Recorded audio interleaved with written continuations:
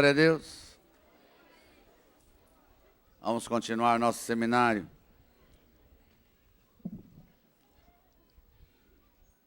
Quero voltar a completar o assunto de ontem, onde nós paramos, para dar sequência. Eu quero detalhar a questão do tribunal de Cristo, que será feito após o arrebatamento. Nessa noite eu quero, depois desse assunto, começar a falar sobre os sinais, começando por Israel, até os sinais atuais. E se Deus permitir, ainda no final, quero passar um DVD com algumas informações muito importantes sobre esse assunto. Então vamos ler lá em 2 Coríntios, capítulo 5, verso número 10. São dois textos sobre a questão do tribunal de Cristo. E nós vamos ler os dois textos. Primeiro, 2 Coríntios, capítulo 5, o verso número 10. Verso 10, porque importa que todos nós compareçamos perante o tribunal de Cristo, para que cada um receba segundo o bem ou o mal que tiver feito por meio do corpo. O contexto, irmãos, nós temos que entender o contexto. Aqui não está falando de ímpios, aqui está falando dos crentes, dos salvos. Então o contexto está dentro da igreja. Então o Paulo está escrevendo à igreja de Corinto dizendo, importa que todos nós compareçamos perante o tribunal de Cristo. Então isso aqui é importante saber que todos nós vamos ficar no tribunal. Para quê? Vamos ler 1 Coríntios, vamos entender para quê. 1 Coríntios capítulo 3.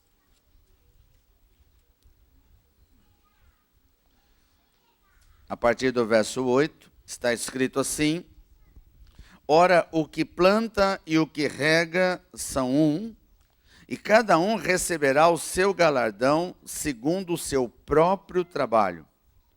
Porque de Deus somos cooperadores. Lavoura de Deus, edifício de Deus sois vós. Segundo a graça de Deus que me foi dada, lancei o fundamento como prudente construtor, e outro edifica sobre ele, porém cada um veja como edifica. Porque ninguém pode lançar outro fundamento além do que foi posto, o qual é Jesus Cristo. Contudo, se o que alguém edifica sobre o fundamento é ouro, prata, pedras preciosas, madeira, feno e palha, manifesta se tornará a obra de cada um, pois o dia, na minha Bíblia está com letra maiúscula. Quantos aqui tem letra maiúscula aí? Então não é um dia comum, amém? Esse dia está falando do dia da volta de Cristo. Então está dizendo, pois o dia a demonstrará, porque está sendo revelada pelo fogo, e qual seja a obra de cada um, o próprio fogo provará. Se permanecer a obra de alguém que sobre o fundamento edificou, esse receberá galardão. Fala para o teu irmão, no tribunal, a prova vai ser com fogo. As obras passarão no fogo. E se houver fundamento, então recebe galardão. O verso 15 diz assim, se a obra de alguém se queimar, sofrerá ele dano, mas esse mesmo será salvo. Todavia, como que através do fogo. Então fala para o irmãozinho assim, o tribunal de Cristo não condena a pessoa, mas separa as obras. O que é ouro, madeira, é separado, ouro e madeira, pedras preciosas e feno, palha, e assim por diante. Lógico que isso aqui é uma figura simbólica, é algo figurado. É óbvio que você não está fazendo o trabalho de chegar diante de Deus e apresentar, mas figuradamente é como se a gente chegasse no céu, diante do tribunal de Cristo, no arrebatamento, e você tivesse uma bandeja na mão, e a bandeja representasse tudo o que você fez na terra em nome de Deus. Escuta, aqui não está falando de pecado, alô? Eu vou repetir, não está falando de pecado. Está falando daquilo que você fez como fundamento. e edificou sobre o fundamento que é Jesus Cristo. Então, tudo aquilo que você faz em nome de Deus é uma edificação sobre um fundamento, amém? E isso é uma bandeja. E agora você vai perguntar, pastor, mas qual é a diferença entre ouro e madeira, sabendo que o fogo queima madeira e o ouro não? Como é que nós vamos saber que eu não estou edificando ouro, estou edificando madeira ou palha? E, quantos gostaria que fosse queimada a sua obra? Quantos gostaria que quando chegasse lá, a sua obra fosse de ouro, prata e pedras preciosas? Quantos gostariam? Então olha para o teu irmão e fala assim, antes de chegar lá, você tem a chance de fazer certo.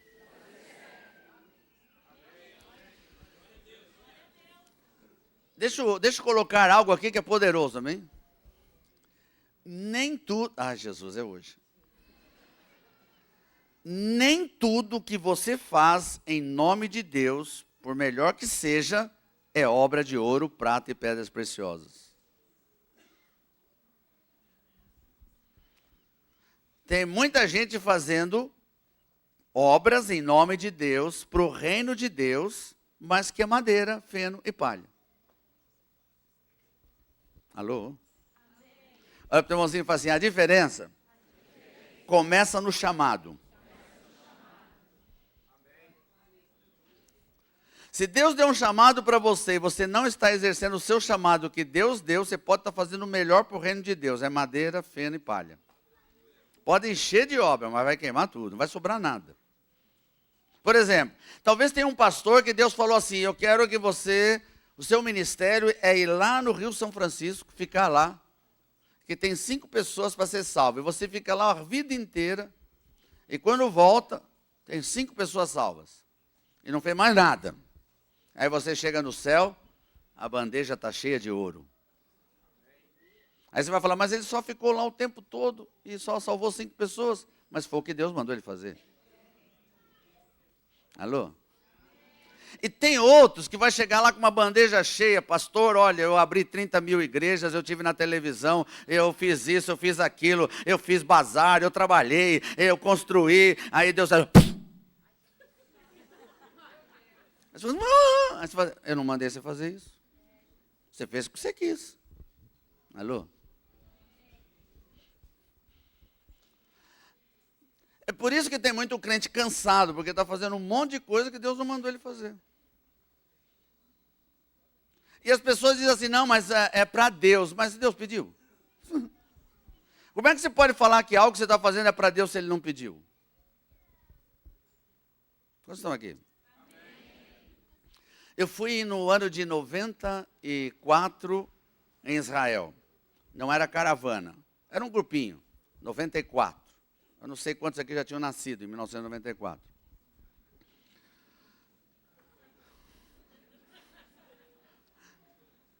Eu fui a Israel, nós fomos em 9 pessoas, foi a primeira vez. Irmão, eu gostei demais, aquilo foi tremendo. Quando eu voltei, em 94, nós tínhamos terminado o nosso programa na televisão, e naquela época, a Rede Manchete era onde toda a maioria dos crentes tinha programa, lembra disso?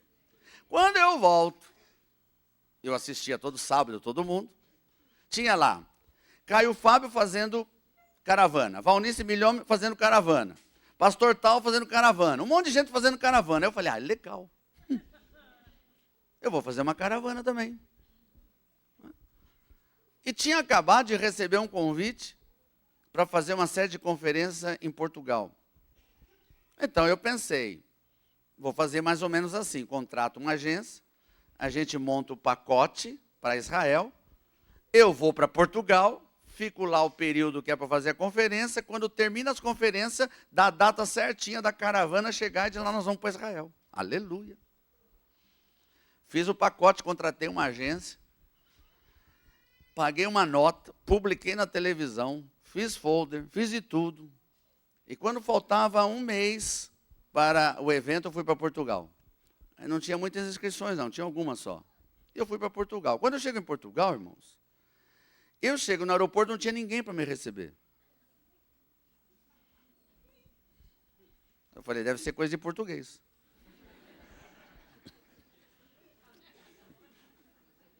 Eu tinha o endereço do lugar onde ia ficar. Era uma casa de alguém que tinha cedido para nós. A pessoa saiu de viagem, largou a casa e deu o endereço. Eu peguei um táxi e fui para lá.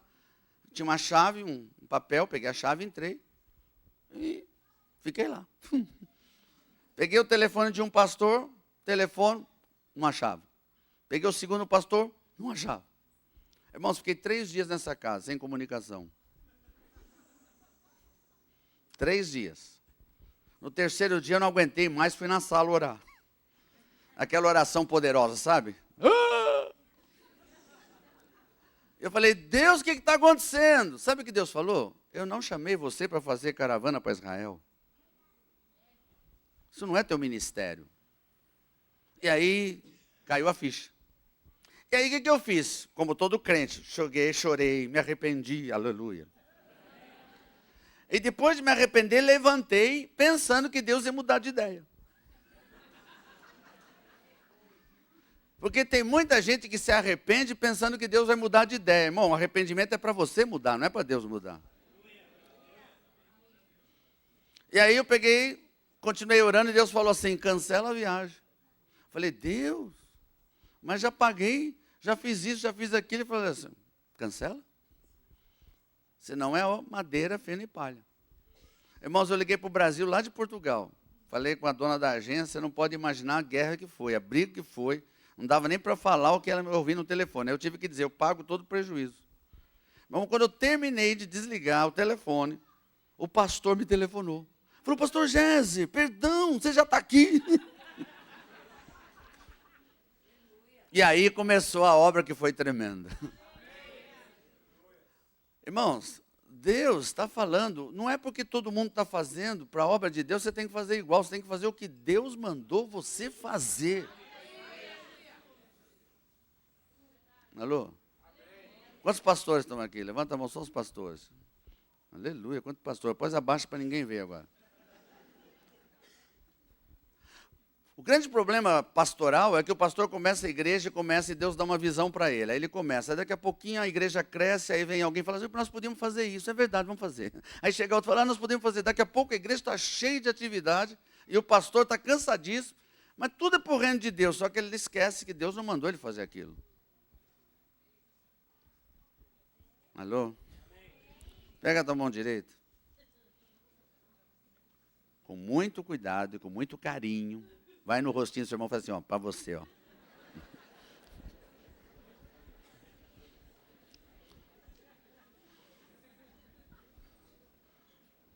Olha para o teu irmão e fala assim, em nome de Jesus. Ao sair desse seminário, você vai rever tudo o que você está fazendo. Em nome de Deus, para saber se Deus mandou.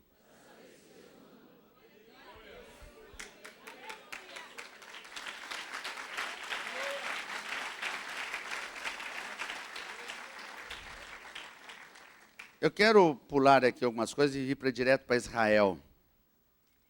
E mostrar que Israel é o princípio de tudo. Eu quero dar alguns textos, não está na transparência, mas eu já vou te dar. Quero que você abra comigo Mateus capítulo 24. Eu quero entrar no assunto dos sinais, para a gente entender como o arrebatamento está perto. Mateus capítulo 24. Em Mateus 24, e quando você achar, diga amém. Verso 34. Quero destacar essa frase. Em verdade vos digo que não passará esta geração sem que todas estas coisas aconteçam. Tem muita gente que especula essa palavra, geração, e aí começa a especulação numérica. Começam os números. E esses números levam a muita especulação. Mas eu quero dar algumas dicas para vocês. Israel é a figueira, amém? Vou repetir, Israel na Bíblia é a figueira. Então, Israel, como símbolo da figueira, tem todo um conjunto de informações simbólicas que vão nos levar a esses títulos. Quando Jesus está falando com Israel, e está falando no capítulo 24 de Mateus, está falando sobre os sinais da volta. Só que o capítulo 24 e 25 é um conjunto de tudo.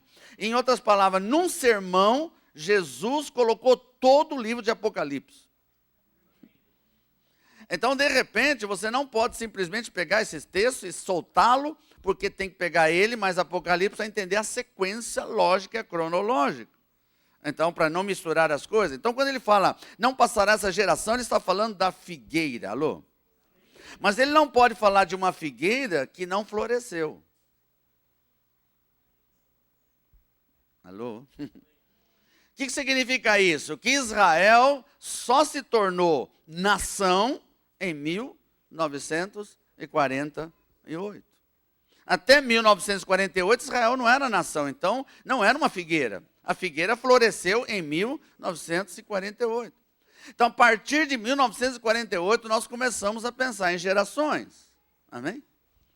E aí você pode fazer o sinal que você quiser. Aí diz, mas pastor, a geração bíblica é 40 anos. Quem disse isso? Alô?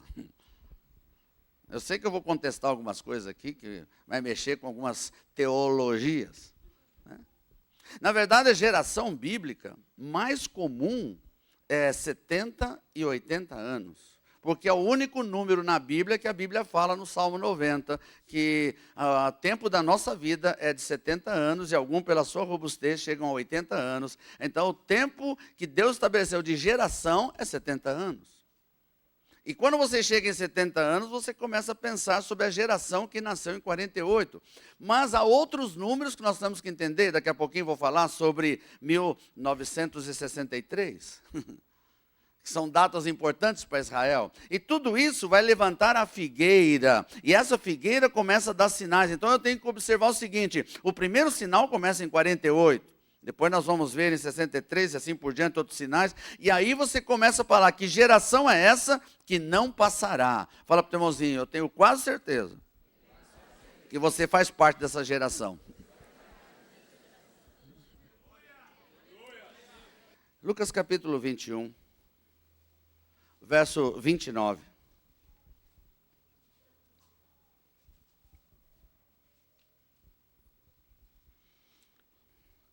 Já acharam? Diga amém.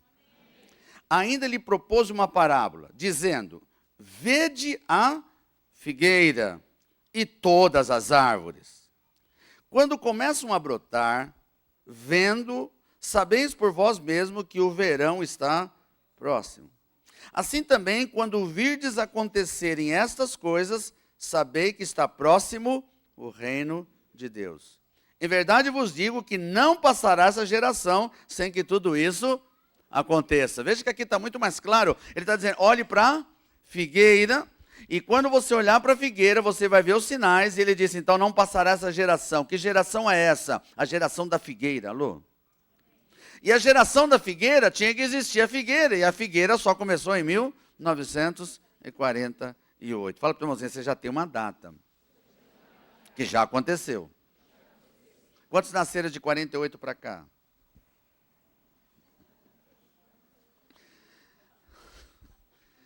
E quantos nasceram antes de 48?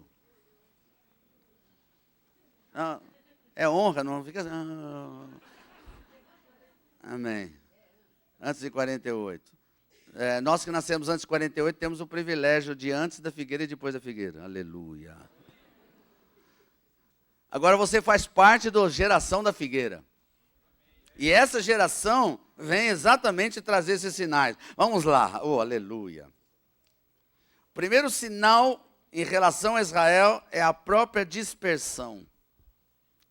Veja, Israel foi chamada por Deus e começou uma nação.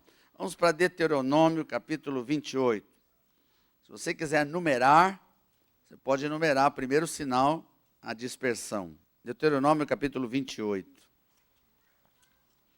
O verso 25 diz assim: o Senhor te fará cair diante dos teus inimigos.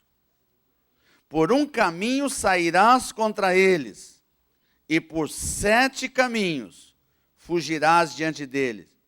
E serás motivo de horror para todos os reinos da terra. Olha que palavra dura que Deus deu para Israel. Deus chamou Israel, irmãos. E deixa eu falar algo para você. A palavra profética, ela tem condições, amém? Que condição é essa? Deus não disse simplesmente, isso vai acontecer de qualquer forma. Não. Ele disse, se vocês não obedecerem, se vocês não seguirem os meus mandamentos, vão acontecer essas maldições, e uma delas é que eles cairiam diante dos inimigos e seriam motivo de horror em todas as nações. E você sabe muito bem que Israel preferiu desobedecer a Deus, amém? Então existia uma palavra profética de que eles cairiam diante do inimigo. E essa palavra ela é confirmada em Levítico, capítulo 26, o verso número 33.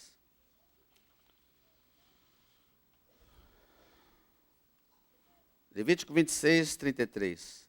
E aí é muito claro. Está escrito, espalhar-vos-ei por entre as nações e desembainharei a minha espada atrás de vós, e a vossa terra será assolada, e as vossas cidades serão desertos. Essa é a palavra de Deus, porque eles não cumpriram. Era um povo que estava começando a entrar em Canaã, sair dos lombos de Jacó. É coisa tremenda. E é tremendo porque Deus trabalhou com terceira geração até chegar em Jacó, que era das 3 linhas da genealogia de Abraão, o piorzinho dos 3, amém? Porque era Abraão, Isaac e Jacó. E Jacó era o piorzinho, alô? Dava nó até na sombra. E aí Deus começou Israel com Jacó. Você vê que Israel não chamou povo de Abraão. Israel não é chamado povo de Isaac. Israel é povo de Israel, porque é o nome que foi dado a Jacó. Alô? Olha para o teu irmãozinho e fala assim, o que o pastor está dizendo. Que Deus sempre trabalha com os que não são. Olha para o teu irmão e fala assim, o piorzinho na tua família é quem Deus mais vai usar.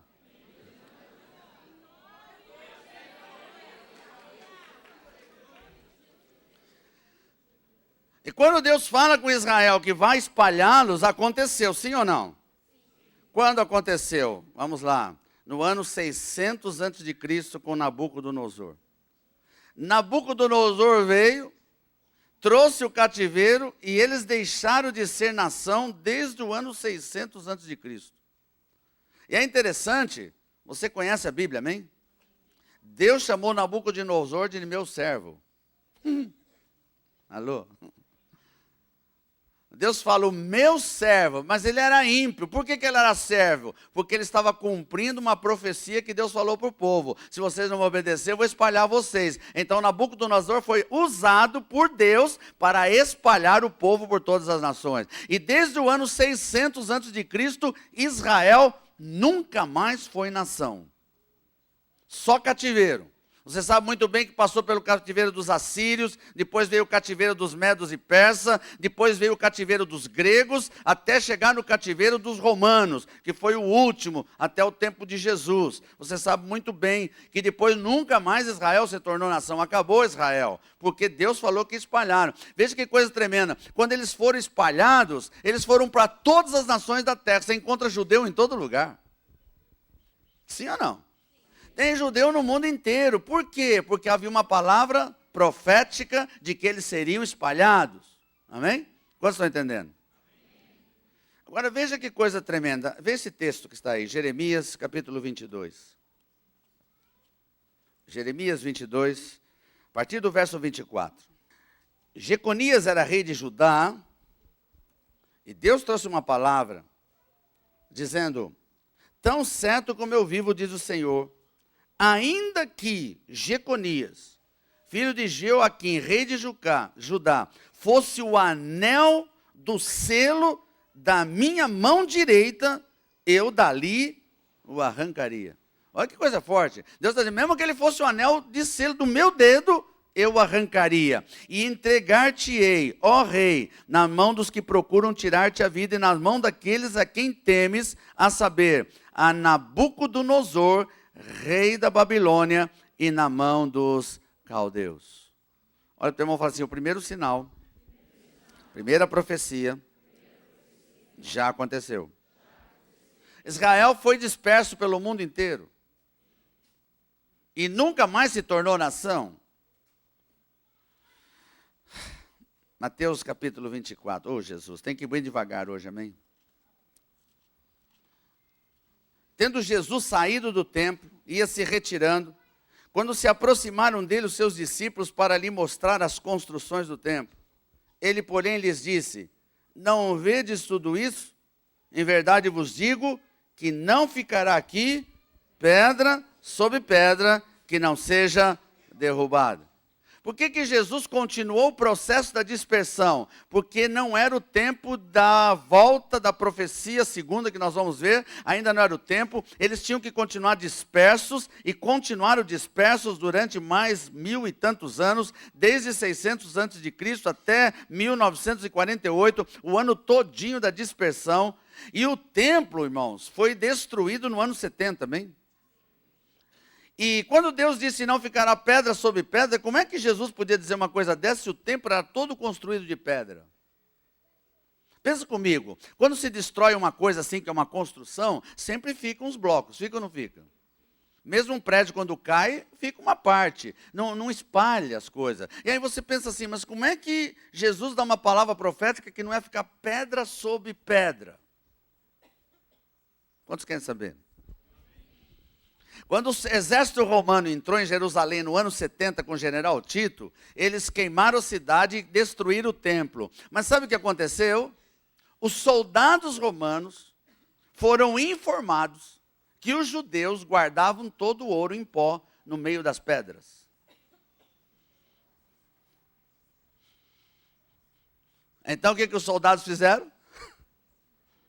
Pegavam pedra por pedra e tiravam para poder olhar, e com isso espalharam todas as pedras, e quando terminou a destruição, não ficou pedra sobre pedra.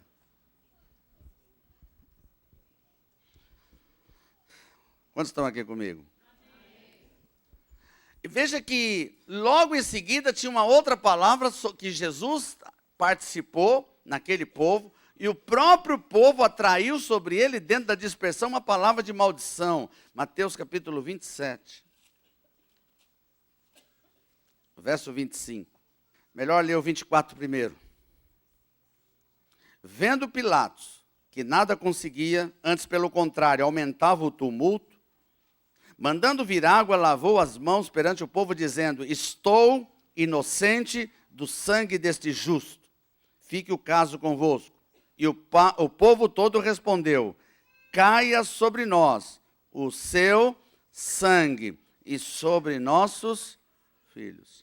Nesse momento, o próprio povo lançou uma palavra de maldição sobre eles. E o que acontece a partir dessa data sobre o povo judeu? Foi o povo que mais foi morto em todos os países. Porque eles pediram uma palavra de maldição.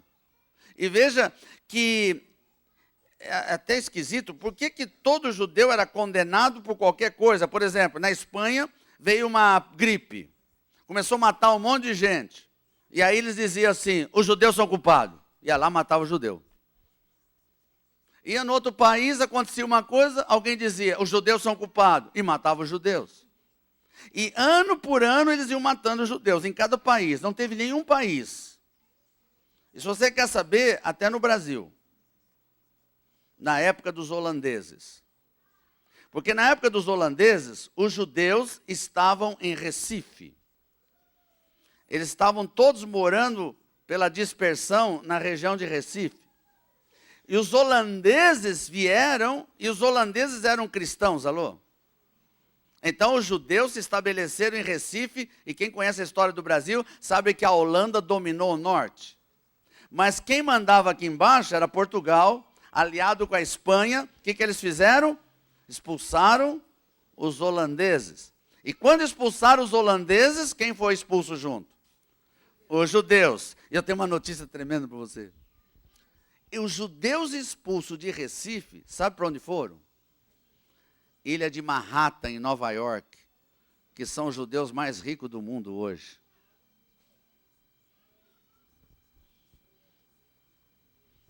Alô?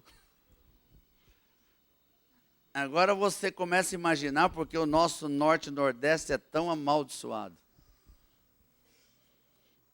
Porque nós poderíamos ser a nação mais rica da terra, porque os judeus que dominam o mundo estão amarrados, estavam em Recife.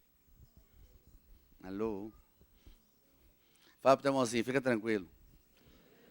Que no ano de 2010, Deus está trazendo recurso do mundo inteiro para o Brasil de novo.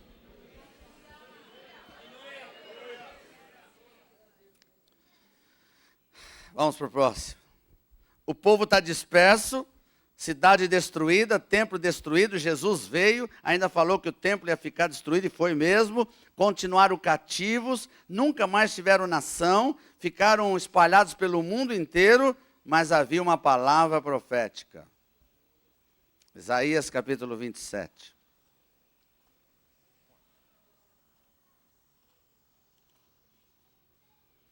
Olha para o teu irmão e fala assim, a palavra profética, quando ela é cumprida, ela está dizendo que a próxima palavra também vai ser cumprida. Então Deus disse que eles iam ser dispersos e eles foram. Agora Deus disse que eles vão voltar a ser nação. Coisa quase absurda. Um povo disperso por mais de 1000 anos, quase 2000 anos disperso sem nação. Como que pode voltar a ser nação? Isaías capítulo 27, verso 6. Está escrito, dias virão em que Jacó lançará raízes, florescerá e brotará Israel. E eles encherão de fruto o mundo. Eu vou repetir. Veio Isaías no meio da dispersão e o profeta lança uma palavra. Vai vir um dia que Israel vai lançar raízes e ainda vai encher de fruto o mundo.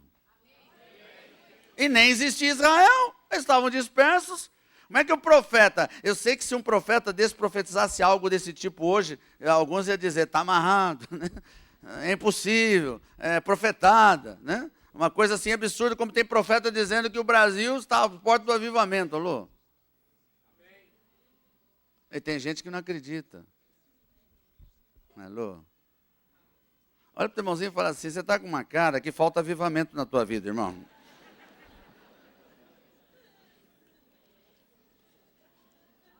Vai para Ezequiel capítulo 36. Verso 24. Ezequiel também é um profeta da época da dispersão. E ele tem que ter coragem para dizer o que ele vai dizer. No verso 24 ele diz assim, tomar-vos-eis de entre as nações e vos congregarei de todos os países e vos trarei para a vossa terra. Agora, isso já aconteceu? Sim ou não? Sim ou não? Dia 14 de maio de 1948. E digo para vocês, é inédito no mundo. Israel é a primeira nação que nasceu em um dia. Israel é a única nação que não tinha terra, o povo disperso, mas Deus disse que um dia eles iam ter raiz, era a palavra profética, e não tem jeito. Fala para o teu irmãozinho, quando tem uma palavra profética, vai acontecer, irmão.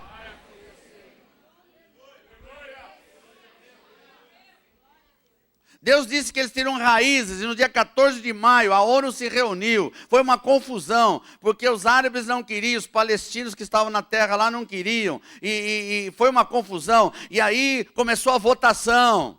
E quando chegou no fim da votação, deu empate. Faltava um voto, era do brasileiro Oswaldo Aranha.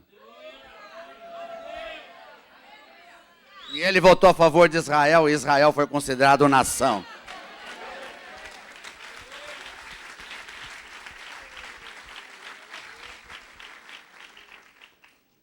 Isso significa que por causa disso, não sei se você sabe, Israel é grato ao Brasil por causa desse fato. Isso significa que tudo aquilo que foi tirado daqui vai voltar para cá. Olha o teu irmãozinho e fala assim, Brasil e Israel são nações peculiares para Deus. Tudo que acontece em Israel vai acontecer no mundo espiritual para o Brasil.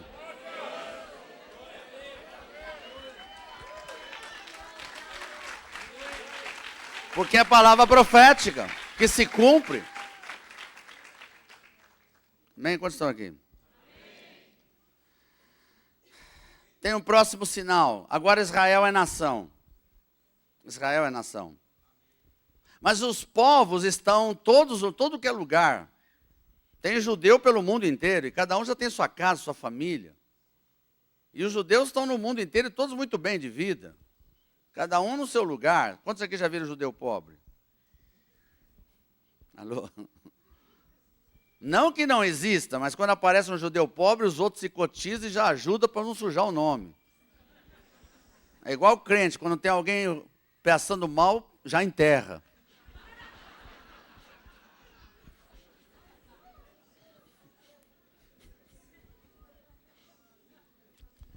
Vamos ver a profecia do retorno das pessoas. Quantos estão entendendo? A primeira profecia era de tornar Israel uma nação. Mas tem que ter uma profecia para trazer o povo de volta. Como é que vai trazer esse povo que está no mundo inteiro? Então vamos ver a profecia, Isaías 43. O verso 5 até o verso 6. Está escrito assim no verso 5: Não temas, porque sou contigo.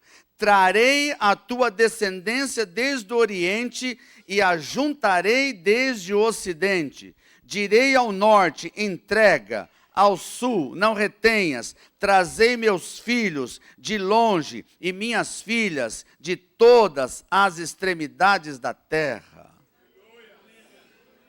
Quando essa palavra saiu, Israel nem existia.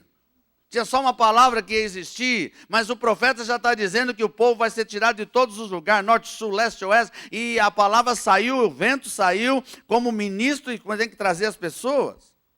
E aí começou. Quero dizer para você que no início, 87 nações devolveram os seus judeus. E vou dizer mais, por livre e espontânea vontade. Eu não sei como é que funciona isso. Mas os judeus começaram a ter um desejo tremendo de voltar para a sua terra. E começaram a se movimentar, e começaram a voltar, e voltar, e voltar. E logo no começo, começaram a povoar Israel. Aleluia. Porque existia uma palavra profética. Oh, aleluia. Jeremias capítulo 31. Vamos continuar essa palavra profética. Você está entendendo, sim ou não? 31, verso 8. Eis que os trarei da terra do norte, e os congregarei das extremidades da terra, e entre eles também os cegos, os aleijados, as mulheres grávidas, as de parto, em grande congregação, voltarão para aqui. Virão com choro e com súplica, eu os levarei, guiá-los-ei aos ribeiros de água, por caminho reto, em que não tropeçarão, porque sou pai para Israel, e Efraim é o meu primogênito. Quem que são esses? Escuta bem, 1948 foi o fim da guerra, sim ou não? E 48 foi o fim da Segunda Guerra Mundial. E na Segunda Guerra Mundial, o que aconteceu com os judeus?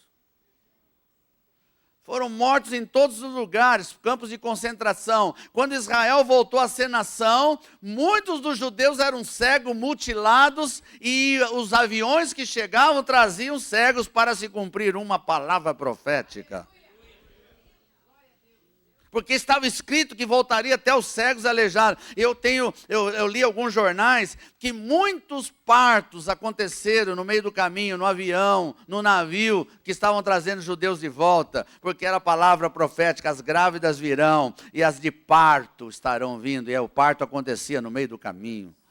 Olha para o teu irmãozinho e fala assim: você está entendendo, irmão? Fala assim: a palavra de Deus, a profecia, ela é tão detalhada, que acontece nos mínimos detalhes.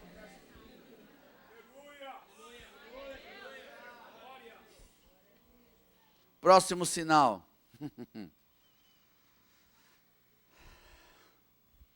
A restauração da língua. Vou dizer algo para você, parece uma coisa simples, mas não é não, irmão. Espera aí, calma.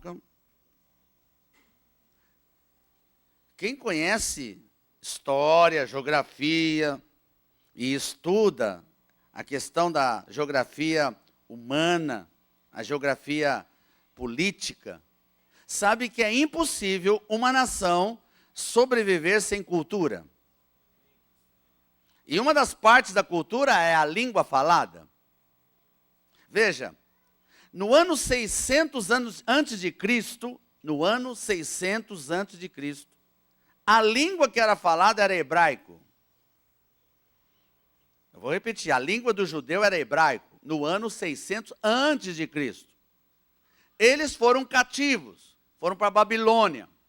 E na Babilônia, eles pararam de falar o hebraico, eles não podiam falar hebraico, começaram a aprender as línguas assírias e as línguas babilônicas.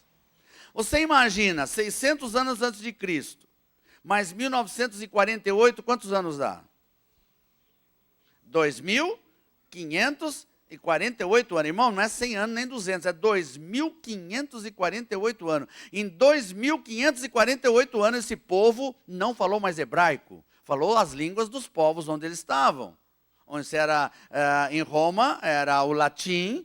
Se era na Argentina, era o espanhol. E cada lugar começaram a fazer a língua. Mas quando Israel voltou a ser nação em 1948, a língua hebraica foi restaurada e hoje é a primeira língua de Israel. Isso é inédito. Porque só um povo que é chamado por Deus é que pode fazer isso. Olha para o irmãozinho e fala assim, até a tua língua será restaurada, irmão.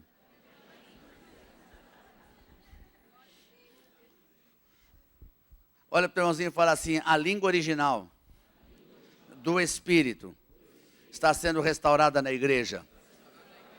Olha para o irmãozinho e fala assim, você vai louvar o Senhor? Você vai adorar o Senhor? Na língua original. Olha para ele e fala assim, halabalachara cantaramahandalabalas.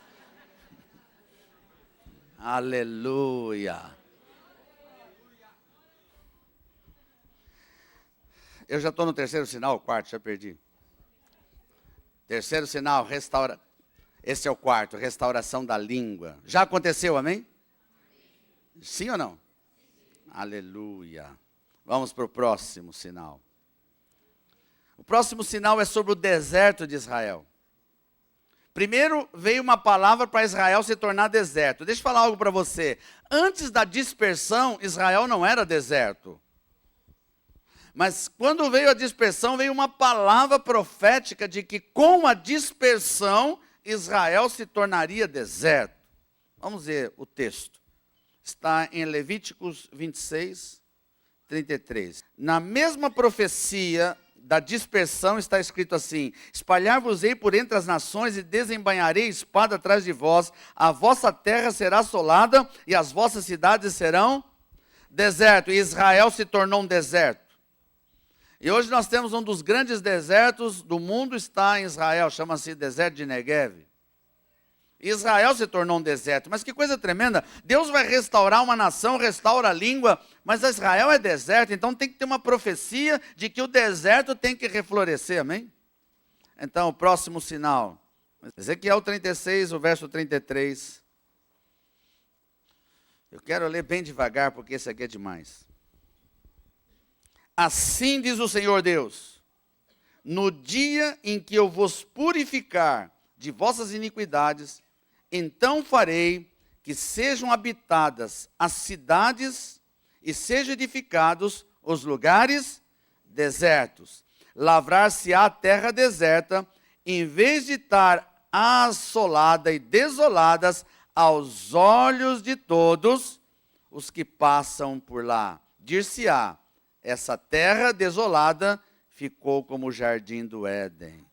As cidades desertas, desoladas e em ruína, estão fortificadas e habitadas. Você vai falar assim, pastor, mas continua deserto em Israel? A areia continua.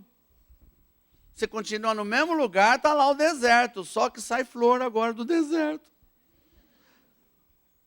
Eu passei numa plantação de abacate, eu gosto de abacate. E eu vi no chão, era areia de deserto, mas cheia de árvore de abacate. Eu falei, só pode ser milagre de Deus. Irmão, você vai na Europa. Quando já foi na Europa? Vai na Europa e procura a região dos mercados, região das flores, e você vai descobrir algo poderoso. A maior parte das flores vendidas na Europa vem de Israel. Quando nós saímos de Golã para ir para Jerusalém, nós passamos pelo deserto embaixo, e aí você vê no meio do deserto, aquelas, eu não sei o nome daquilo que faz das plantas, né? As estufas enormes, um monte de estufa, tudo cheio de planta, que vão encher o mundo, porque é uma palavra profética. Aleluia! E como é que eles fizeram isso? Eles têm um rio só.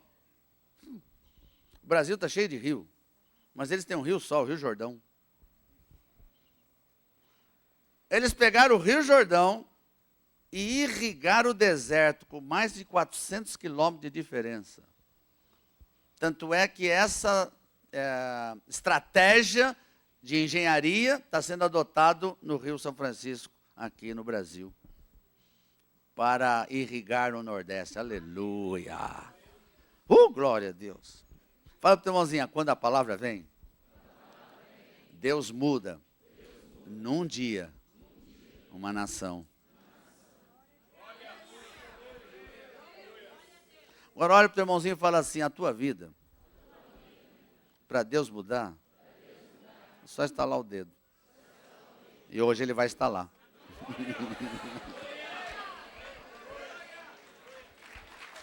Aleluia!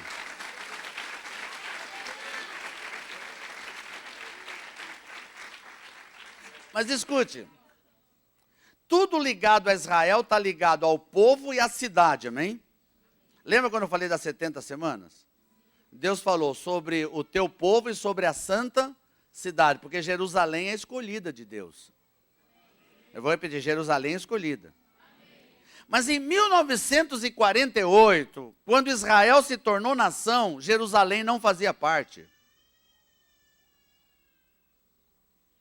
Eu vou repetir, em 1948, quando Israel se tornou nação, Jerusalém não fazia parte de Israel. Estava fora. E aí você fica pensando assim, bom, mas se a palavra de Deus diz que ali é o templo e é ali que vai acontecer as coisas, então Jerusalém tem que ser dos judeus. Mas a nação começou sem Jerusalém. Então Jerusalém tinha que ser reconquistada. Quando aconteceu isso? Fala para o teu irmãozinho, no dia 4 de junho de 1967. Quantos ouviram falar na Guerra dos 6 Dias? Olha para o teu irmão e fala assim, a guerra não foi de 7 dias. Ah, Jesus poderoso.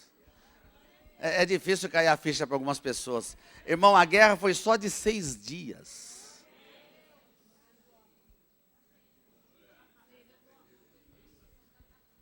Espera um pouquinho, querido, para um pouquinho.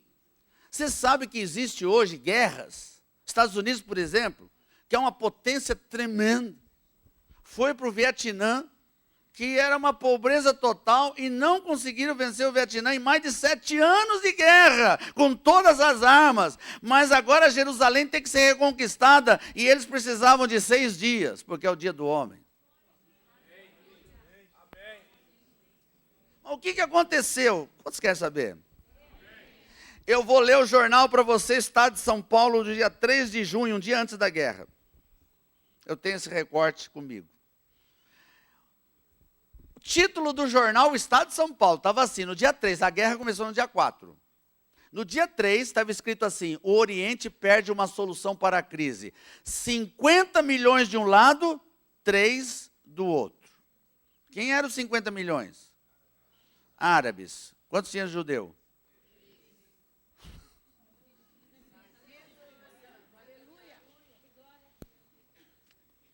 Eu vou contar uns detalhes para você. Os árabes, o Egito, que comandou essa guerra, eles tinham acabado de comprar dos russos os aviões MiG, que na época era o melhor avião de guerra, todos novinhos. Estava no Cairo. Eles compraram da União Soviética os tanques U-2 para andar no deserto. É um tanque que não para na areia. E estava tudo pronto, 50 milhões e os judeus só com 3. Cercado, irmão, cercadinho. Vou dizer algo para você, em 6 dias, os 50 milhões perderam a guerra. 6 dias. Aí eu vou ler as reportagens para vocês, posso? Uma reportagem diz assim, os aviões MiG do Egito não saíram do chão. Foram destruídos no chão, porque os radares não funcionaram. E não vem estourar coisa física não, foi anjo de Deus que ficou lá destruindo os radares. Alô? Os tanques de guerra pararam no deserto e com gasolina e tudo não conseguiram sair do lugar.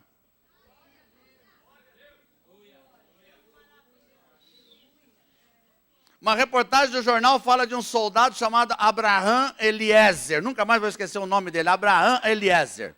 Esse camarada sozinho, ele estava sozinho, se perdeu da turma, apareceu mais de 50 árabes, ele não tinha alternativa, era matar ou morrer, apontou o fuzil, os 50 árabes levantaram a mão. Ele assustou, ele conta no testemunho, ele assustou, 50 árabes com a mão levantada e ele sozinho.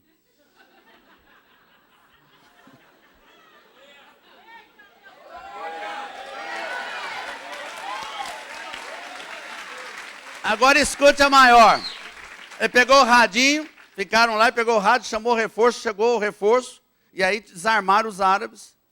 E aí, imagina o soldado, chegar para o árabe e dizer assim, tudo bem, né? Lógico, na conversa dele, eu estou fazendo na minha, né? Mas como é que vocês se entregaram para mim sozinho? Você não estava sozinho, você está com 1 milhão de pessoas atrás de você.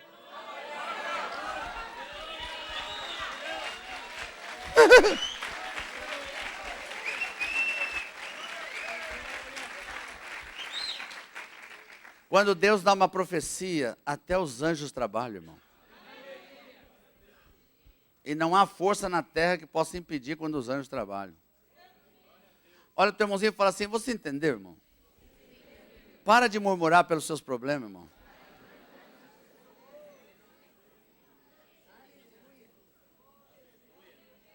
Vamos ver os textos. Isaías 19. Isaías 19, verso 16. E é tremendo. Está tudo na palavra, viu, irmão? Tudo que vai acontecer está na palavra. Não tem jeito. Vamos ler o que está escrito aqui sobre essa guerra dos 6 dias. Só não dá a data, mas que estava previsto, já estava. E verso 16 diz assim, naquele dia os egípcios serão como mulheres, tremerão e temerão. Ao levantar-se a mão do Senhor dos exércitos que agirá contra eles. Foi Deus que lutou pessoalmente. Verso 17, a terra de Judá será espanto para o Egito. Todo aquele que dela se lembrar, encher-se-á de espanto, de pavor, por causa do propósito do Senhor dos exércitos que determinou contra eles. Essa reportagem que saiu no Estadão, eu não contei o resto. Todo jornal tem o colunista especializado em algum assunto. Então, na área de economia, pega uma pessoa que vai escrever sobre economia, um especializado. E na área de guerra, tem o jornalista de guerra, amém? Comentarista de guerra. Eu li a reportagem, mas eu dava risada, porque o comentarista, num dia antes, dizia tudo o que ia acontecer com Israel. E detalhou, porque Israel será consumido, porque não tem mais alternativa. Foi falando tudo o que ia acontecer com Israel. Eu fico imaginando a cara desse camarada 6 dias depois. Olha, o teu irmão fala assim, quando Deus se levanta do trono, você não precisa fazer mais nada.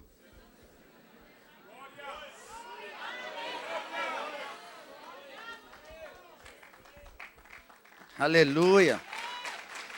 Aleluia.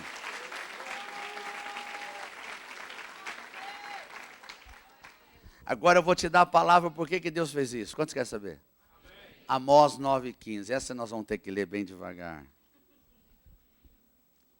Amós 9,15. Deus falou, plantá-lo-eis na sua terra, e dessa terra que lhes dei, já não serão arrancados, diz o Senhor Deus.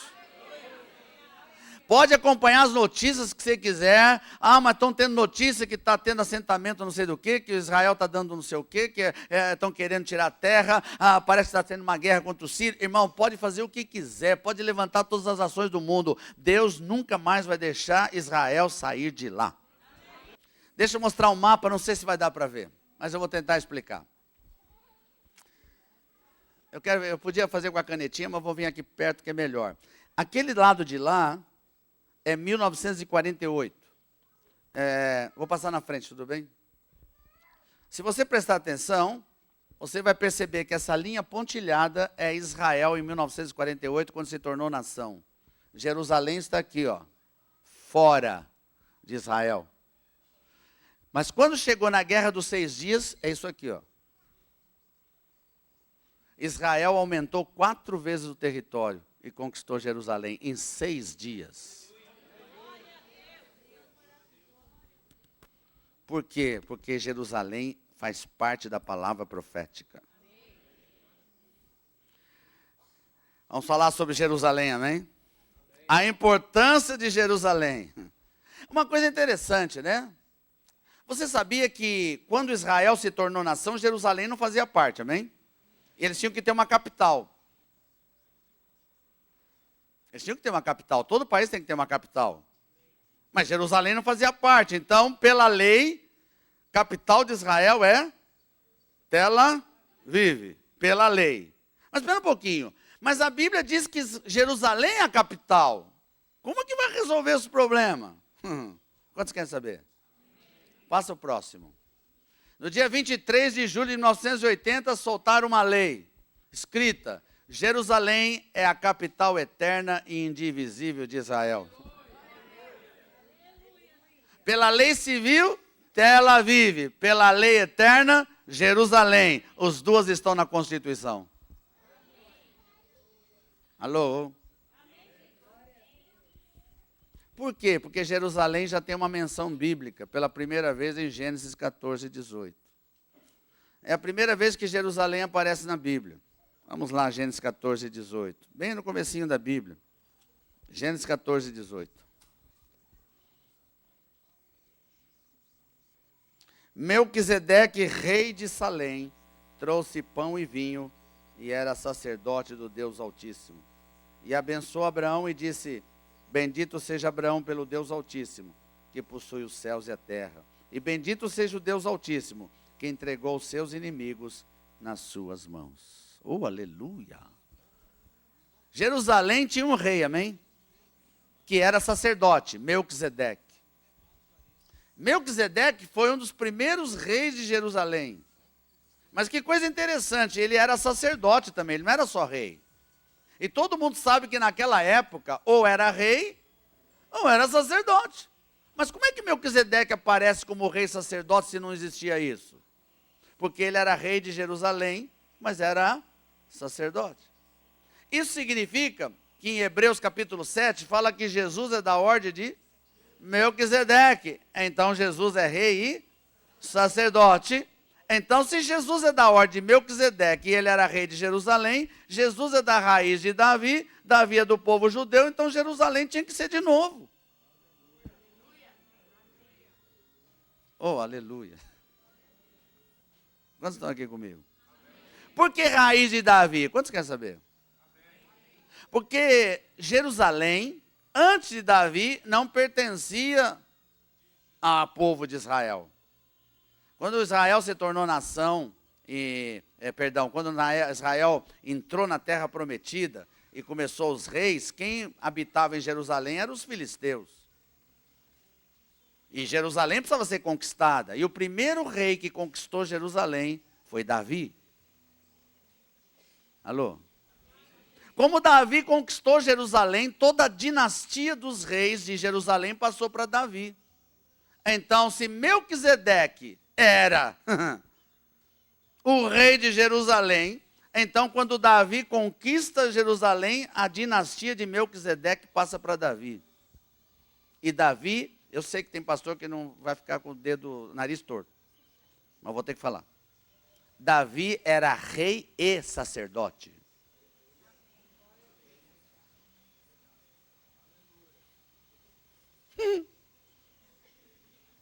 Porque Davi entrou no templo, comeu os pães da proposição e não morreu.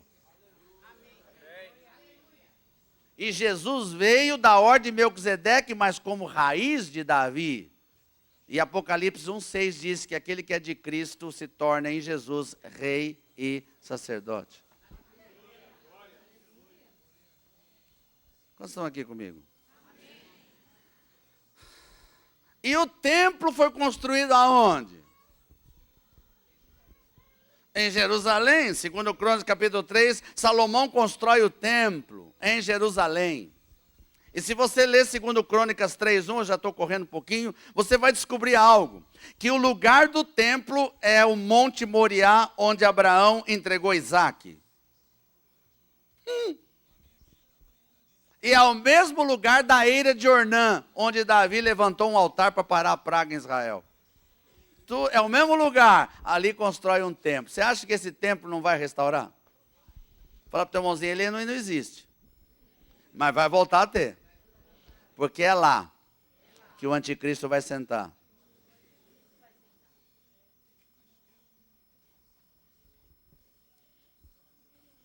Quando o templo foi destruído na época de Jesus, depois de Jesus, no ano 70, nunca mais construíram o templo de novo. E desde lá para cá não tem mais o templo. Mas o templo tem que ser construído. Primeiro Jerusalém tinha que ser conquistado, já foi. Agora tem que construir o templo. Só que no lugar do templo tem a Dama de Roque. O que é a Dama de Roque? É um museu muçulmano. Tem muita gente que pensa que aquilo é uma mesquita. Aquela cúpula dourada não é a mesquita. A mesquita é aquela preta do lado. Aquela é uma mesquita muçulmana. Né? Antigamente, a gente até podia entrar lá para visitar. Graças a Deus que fecharam. Né? Porque para entrar lá você era obrigado a tirar o sapato e já pisava, já contaminava. E é interessante que quando você entrava na mesquita dessa de Jerusalém, que bem no topo onde vai ser o templo, aí você desce num lugar assim, e lá embaixo tem a pedra do Monte Moriá, no lugar que Abraão sacrificou Isaac. Sabe o que está escrito lá? É muçulmano. Está escrito lá, lugar onde Abraão sacrificou Ismael.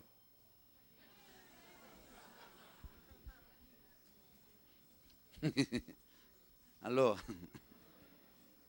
Hoje já não pode entrar lá mais.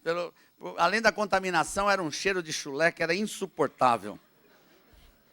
Porque todo mundo sem sapato naqueles tapetes que nunca lava. Só a misericórdia de Deus. Amém? Acho que é por isso que Abraão entregou Ismael lá.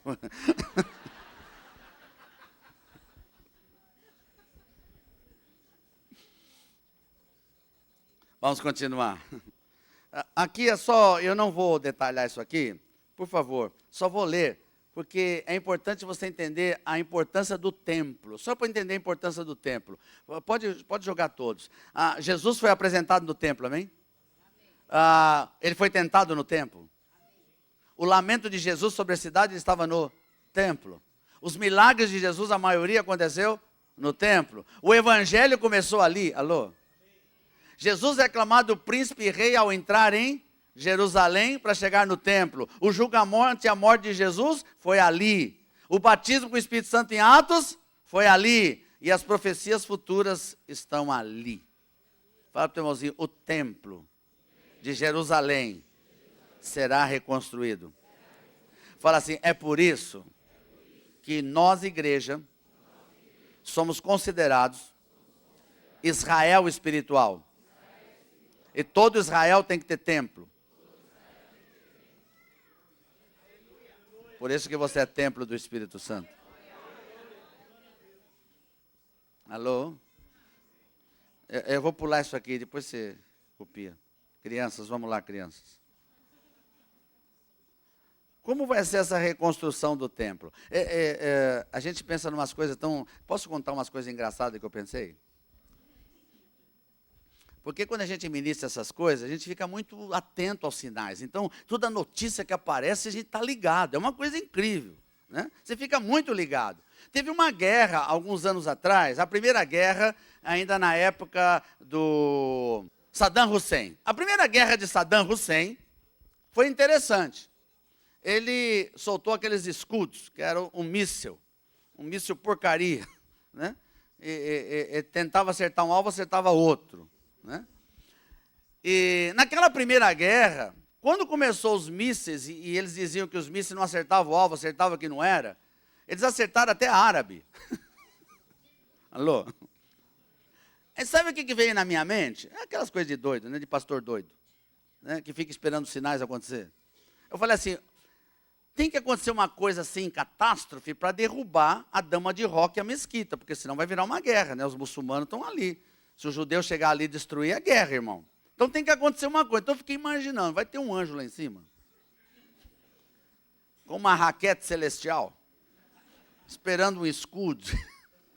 E a hora que ele subir, ele desvia. E aí os muçulmanos não vão poder nada, porque vai ser o próprio muçulmano que destruiu. Mas não aconteceu, irmão. Eu tenho a triste notícia que não aconteceu, porque não é do meu jeito, aleluia. 2 Tessalonicenses 2, 3 e 4. Por que o templo precisa ser reconstruído? Ninguém de nenhum modo vos engane, porque isto não acontecerá, sem que primeiro venha a apostasia, e seja revelado o homem da iniquidade, o filho da perdição, o qual se opõe, se levanta contra tudo que se chama Deus, ou é objeto de culto, a ponto de assentar-se no santuário de Deus, ostentando-se como se fosse o próprio Deus. Isso significa que se o templo não tiver reconstruído, o inimigo, o iníquo, o anticristo não pode sentar lá. Mas se a palavra profética acontece, alô? E a Bíblia está mostrando que aquilo que já aconteceu porque existiu uma palavra profética, então, se ele vai sentar lá, tem que acontecer. Então eu peguei a Folha de Estado de São Paulo de 1987, e em 1987 foi descoberto o portal do Templo de Salomão. E foi lá que começou as escavações clandestinas. Não sei quantos acompanharam no jornal, quando os árabes descobriram que estava cheio de túneis, lá começou uma guerra e tiveram que parar, mas já tinham feito túneis pelo portal para descobrir exatamente onde é o templo. Você está aqui, sim ou não? Vamos ver Mateus capítulo 24.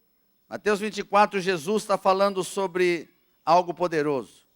E no verso 15, ele diz, quando, pois, virdes o abominável da desolação de que falou o profeta Daniel no lugar santo, quem lê, entenda. Então os que estiverem na Judéia, fujam para os montes. Que momento é esse? Ele está falando, um momento que o anticristo fizer a abominação desoladora. Que abominação desoladora, que é uma frase técnica judia. É o momento que alguém pagão, ímpio, se assenta no trono de Deus, no santo dos santos, e diz, eu sou Deus.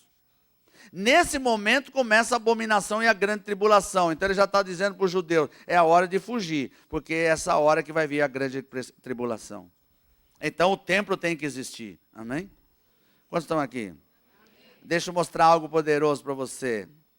Em 1987, por causa dessa descoberta, foi criado em Jerusalém o Instituto do Templo, em 1987.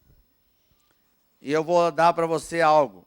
Esse instituto foi criado em 87, para preparar todo o material e as vestimentas, como no Velho Testamento.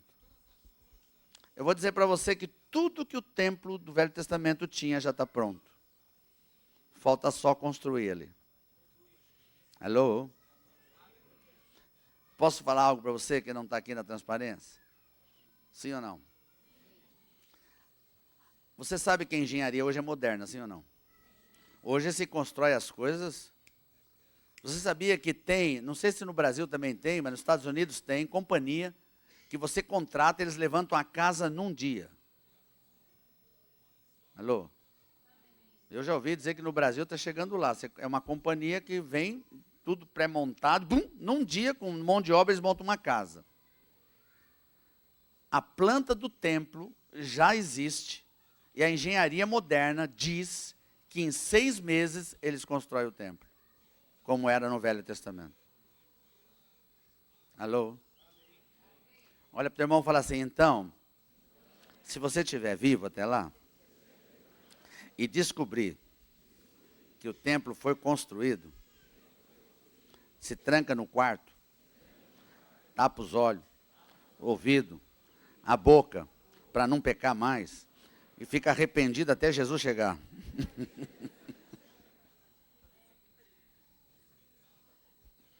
Anote esse site, eu quero que você consulte. É tremendo. Esse é o Instituto do Templo, é judaico isso. Você vai ver que coisa fantástica. Tudo do templo sumiu? Tudo do templo está lá. É um site que está sendo divulgado. E você vai lá, todo o material do templo, tudo, chama-se templeinstitute.org. E hoje em dia a internet é tão poderosa, que não sei o seu provedor, mas o seu tipo de site, mas quando você entra lá, está escrito lá, você quer em português ou em inglês, e aí você põe em português, ele traduz tudo para você, e vem traduzir em português tudo que é inglês. Então você pode ler em português, não precisa ler em inglês, a não ser que você saiba inglês. E uma coisa que me chamou a atenção, no dia 14 de dezembro de 2005, apresentaram oficialmente a vestimenta sacerdotal, que está prontinha. Olha aí.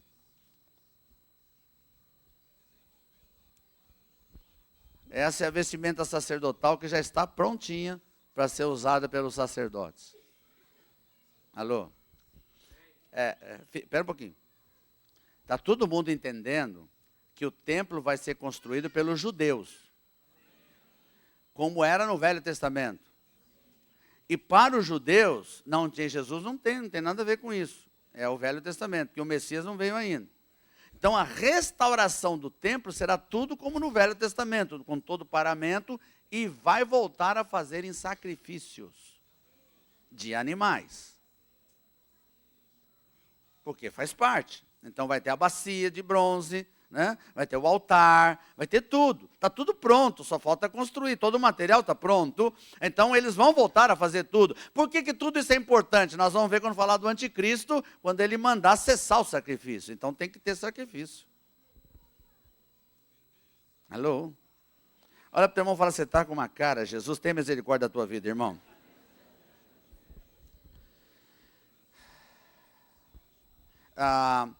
Eu não sei se o DVD consegue passar, consegue?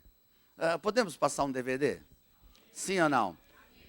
Você promete que não dorme? Esse DVD é um pouquinho longo, talvez uma meia hora, mas ele tem informações importantíssimas. Eu acho que não dá para dormir porque é assustador. Amém? Nestes últimos anos, o mundo tem passado de uma crise abaladora a outra. Uns dizem que estamos no limiar de um admirável mundo novo, enquanto outros advertem que a humanidade oscila agora à beira de uma catástrofe sem precedentes e do caos total.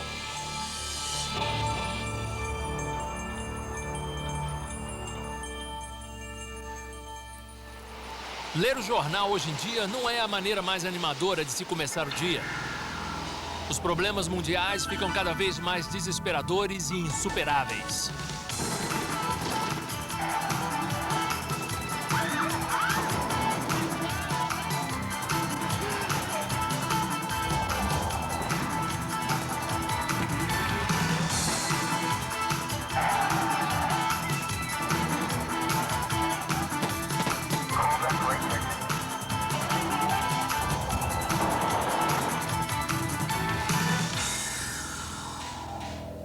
A pergunta que atormenta todo ser humano consciente é: o que nos espera adiante? Será que algum mortal já conseguiu transcender a barreira do tempo e ver o futuro? No decorrer da história, muitos declararam ter tais poderes e alguns, como Nostradamus, as Meninas de Fátima, Edgar Cayce e Jean Dixon, são conhecidos por terem predito diversos acontecimentos. E o cenário mundial agora está sendo montado para o cumprimento de uma visão alucinante que muitos desses videntes tinham em comum. Um acontecimento tão cataclísmico que transformará esse mundo para sempre. O derradeiro Apocalipse, o Armagedon. Mas se você quer mesmo saber o futuro, o que vai acontecer, por quê e até mesmo quando, Então, precisa tomar conhecimento das milhares de profecias registradas neste livro, a Bíblia. A precisão de suas profecias tem sido provada no decorrer da história. Portanto, não há dúvida de que as centenas de profecias sobre os últimos dias do nosso planeta também serão cumpridas, exatamente como as que já se cumpriram no passado. A única pergunta é: quando? Será no futuro longínquo? Então, não precisaríamos nos preocupar tanto com essas coisas? Ou será que estamos agora no limiar desses acontecimentos grandiosos, finais e progressivos que todos os profetas da Bíblia, inclusive Jesus, mencionaram? 2000 anos atrás, os discípulos de Jesus procuraram a resposta para essa mesma pergunta. Eles lhe perguntaram: Mestre, diga-nos quando será o sinal da sua vinda e do fim do mundo. Vamos dar uma olhada nos sinais do fim que o próprio Jesus nos avisou para observar.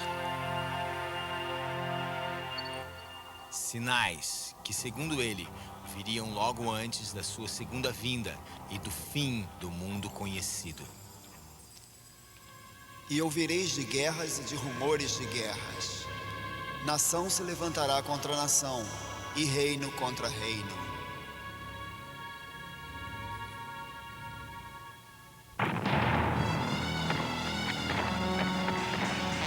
Em nenhum período da história se testemunhou o aumento de guerras como ocorreu no século XX.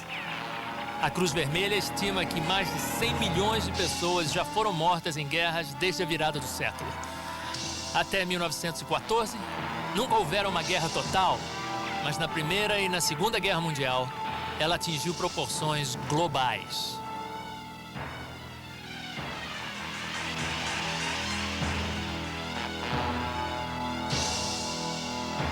Desde a Segunda Grande Guerra, a guerra que diziam garantiria ao mundo a democracia, já houve numerosas guerras de grande porte e centenas de insurreições e revoluções. Passa de 23 milhões o número de mortos desde o final da Segunda Grande Guerra.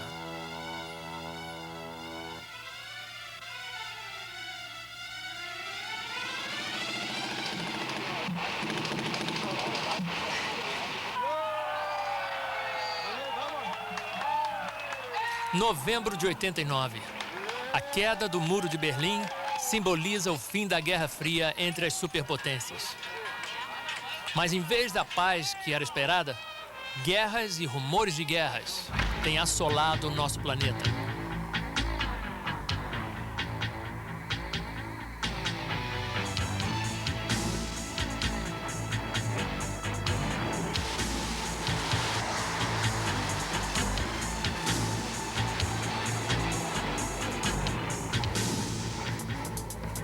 Em 1993, foram travadas 29 guerras de maior porte, um recorde.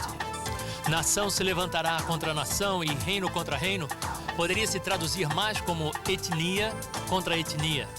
Uma profecia horrendamente cumprida na ex-Iugoslávia, em Ruanda e em outros locais atribulados no globo. As guerras e rumores de guerras não só têm aumentado, mas também os horrores oriundos da guerra.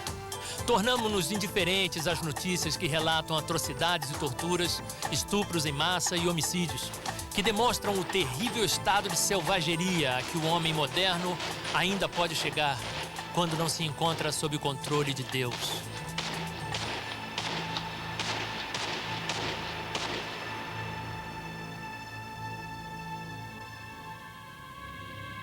Pois nação se levantará contra nação, e reino contra reino, e haverá fomes.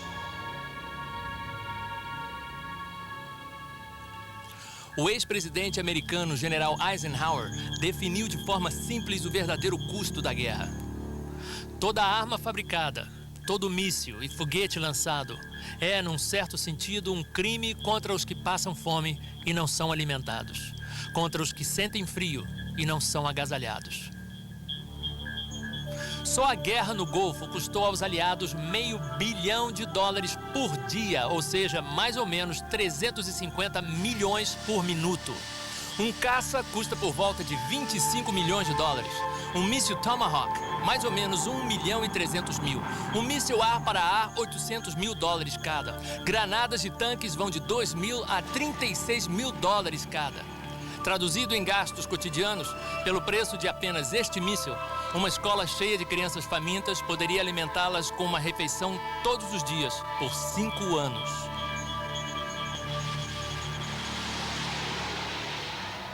Durante a década de 90, mais de 100 milhões de crianças morrerão de doenças e de inanição.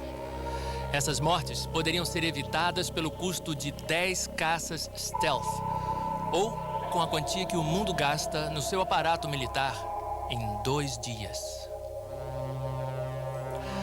A Organização Mundial de Saúde estima que 1/3 da população do mundo é bem alimentada, 1/3 é subnutrida e 1/3 passa fome.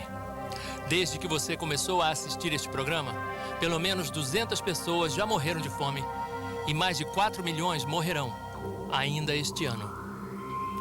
No entanto, o mundo tem condições de produzir alimento suficiente para sua crescente população. Algumas fomes são causadas por secas e outras catástrofes naturais, mas essas crianças provavelmente estão morrendo de inanição por causa da crueldade do homem com o seu semelhante. Guerras e embargos, corrupção nos governos e opressão econômica, como a dívida colossal de muitos países em desenvolvimento, com os credores internacionais que lhes ofereceram empréstimos imensos e agora mantêm as nações devedoras em escravidão econômica, cobrando taxas de juros exorbitantes para o pobre ficar cada vez mais pobre e os credores ricos cada vez mais ricos. Enquanto estas crianças morrem de fome, nações ricas do Ocidente queimam milhões de toneladas de alimentos por ano para manter os preços altos. As fomes, geralmente, são resultado da corrupção e ganância do homem e por sua falta de interesse pelo próximo.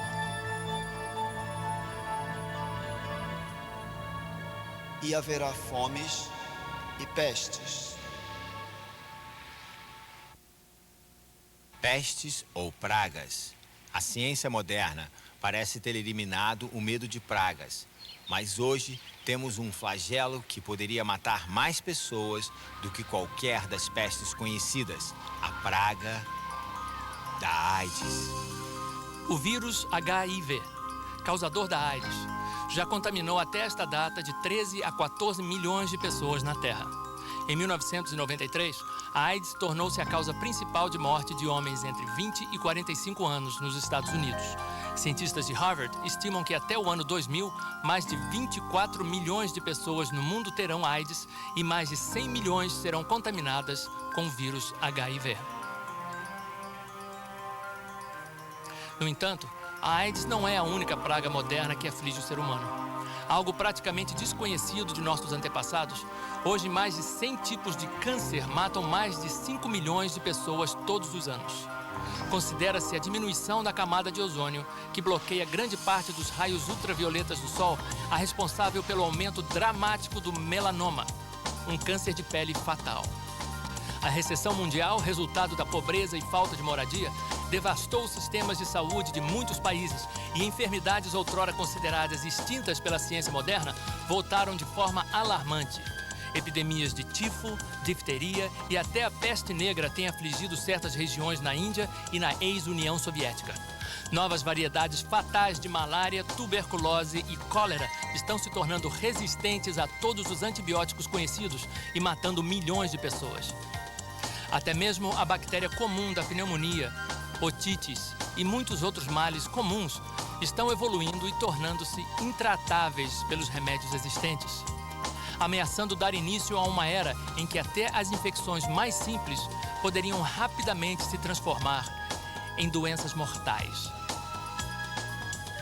Jesus disse que uma grande quantidade de pestes, ou seja, de doenças, marcaria a época do seu regresso. Epidemias como a AIDS proliferarão à medida que entramos na era final da raça humana neste planeta. E haverá fomes e pestes e terremotos em vários lugares.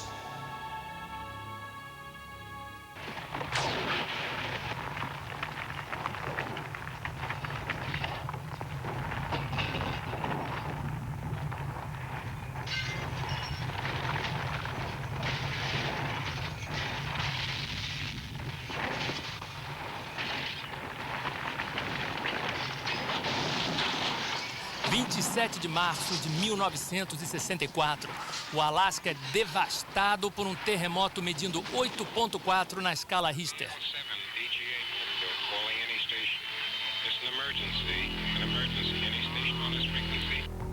E por incrível que pareça, nos últimos 30 anos, desde o grande terremoto no Alasca, já houve tantos terremotos de maior porte quanto nos 2.000 anos anteriores.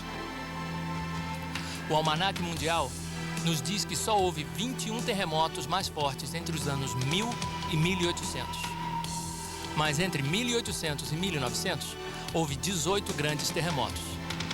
Nos 50 anos seguintes, entre 1900 e 1950, houve 33 grandes terremotos. E entre 1950 e 1991, houve 93 grandes terremotos, quase o triplo em relação aos 50 anos anteriores, levando a vida de 1.300.000 pessoas no mundo inteiro. Este aumento dramático de terremotos severos levou muitos cientistas a predizerem que estamos entrando num novo período de grandes distúrbios sísmicos. A Bíblia também prediz claramente que os últimos dias serão dias de grande atividade sísmica, com a Terra oscilando como um bêbado, e as torres e as cidades ruindo. 17 de janeiro de 1994, um terremoto medindo 6,6 na escala Richter causa um prejuízo de 30 bilhões de dólares em Los Angeles. Sismólogos predizem que o Big One, que está para acontecer na Califórnia, poderia ser 50 vezes mais forte. 17 de janeiro de 1995, mais de 5.000 pessoas morrem e 26.000 ficam feridas no grande terremoto de Hanshin, no Japão. A cidade portuária de Kobe é arrasada, sua infraestrutura derrocada e mais de 300.000 pessoas ficam desabrigadas. Cientistas japoneses no Centro de Sismologia em Tsukuba preveem que um terremoto muito mais forte, medindo 8 pontos na escala Richter, poderia atingir a região de Tóquio no futuro próximo. Quando ocorrerem os terremotos inevitáveis na Califórnia e em Tóquio, o número de mortes, a devastação e o impacto sobre a economia mundial serão inconcebíveis. Imagine um profeta antigo tendo uma visão das estradas modernas, com centenas de carros passando em alta velocidade, com os faróis acesos à noite. Como ele descreveria? Lembre-se que ele nunca tinha visto nem imaginado nada parecido com um automóvel. Bem, há 2.600 anos, o profeta Naum previu que nos últimos dias, antes de Jesus voltar, os carros andam furiosamente pelas ruas. Cruzam velozes as praças em todas as direções. Parecem tochas e correm como relâmpagos. Para ele, os automóveis correndo furiosamente pela noite devem ter parecido relâmpagos. E sem dúvida, eles cruzam velozes em todas as direções. Só nos Estados Unidos ocorrem por ano uma média de 19 milhões e meio de desastres de automóveis, nos quais 4 milhões de pessoas saem feridas e 45 mil morrem. A profecia de Naum nos leva a uma outra previsão importante do profeta Daniel, dada em 534 a.C., sobre as condições do mundo nos últimos dias. Daniel, feche estas palavras e cele este livro até o fim do tempo. Muitos correrão de uma parte para outra, e o conhecimento se multiplicará. Deus estava dizendo ao seu profeta: Daniel, estou dando essa visão dos últimos dias a você, mas não é para você, não é para a sua época, é para o tempo do fim, quando... Muitos correrão de uma parte para outra. Será que se vê muita gente correndo de uma parte para outra hoje em dia? É surpreendente se pensarmos que por milhares de anos, os meios de transporte principais foram os mesmos, até há pouco mais de 100 anos. Em 1789, George Washington levou 8 dias para viajar 350 quilômetros para sua posse, na cidade de Nova York. O incrível é que Júlio César poderia ter viajado nessa mesma velocidade. Por mais de 1000 anos, não se fez nenhum progresso significativo nos meios de transporte. Mas veja como o homem evoluiu em um breve período de tempo.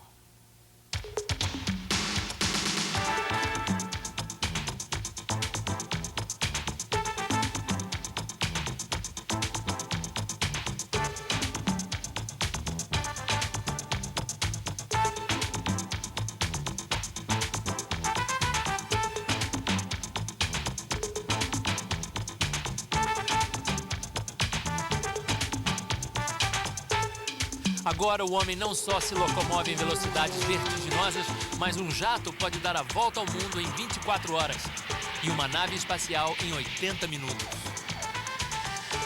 Hoje as pessoas viajam mais do que jamais viajaram. O turismo internacional é um negócio multibilionário envolvendo mais de 200 milhões de pessoas que viajam para outros países todos os anos.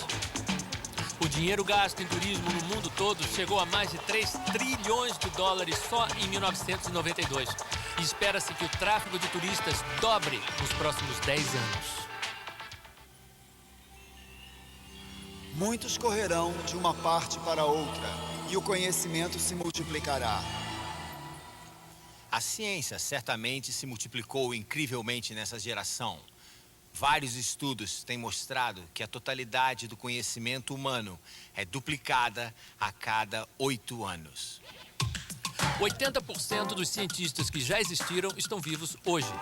A cada minuto, eles acrescentam 2.000 páginas ao conhecimento científico do homem e levaria 5 anos para uma pessoa ler todo o material científico que produzem a cada 24 horas. São publicados aproximadamente 500 mil de livros por ano. Em 1970, quando a Apollo 13 perdeu-se no espaço, em 90 minutos, os computadores calcularam como trazê-la de volta. Se um cientista fosse fazer a mesma coisa no papel, ele tomaria mais de 1 milhão de anos para fazer os mesmos cálculos.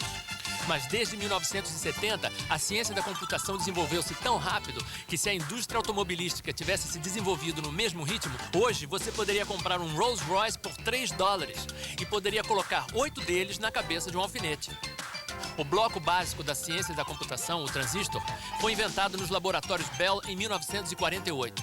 Em 1994, um chip podia conter 3 milhões e 100 mil transistores, mais do que o dobro do modelo do ano anterior. Até o final desta década, o chip conterá mais de 1 bilhão de transistores. As máquinas hoje em dia são tão complicadas que só técnicos altamente especializados conseguem entendê-las. Mas será que todas essas incríveis descobertas científicas e avanços tecnológicos deixaram o homem mais feliz ou mais civilizado? Ao que parece, quanto mais parafernália e luxo o homem adquire, na tentativa de encontrar felicidade e satisfação, mais descontente e infeliz ele fica. No dia de hoje, o conhecimento sem dúvida aumentou. Mas apesar de países tidos como desenvolvidos, como por exemplo os Estados Unidos, dizerem ter o sistema educacional mais caro e avançado que já existiu, eles estão produzindo os jovens mais confusos, ignorantes e violentos que já existiram.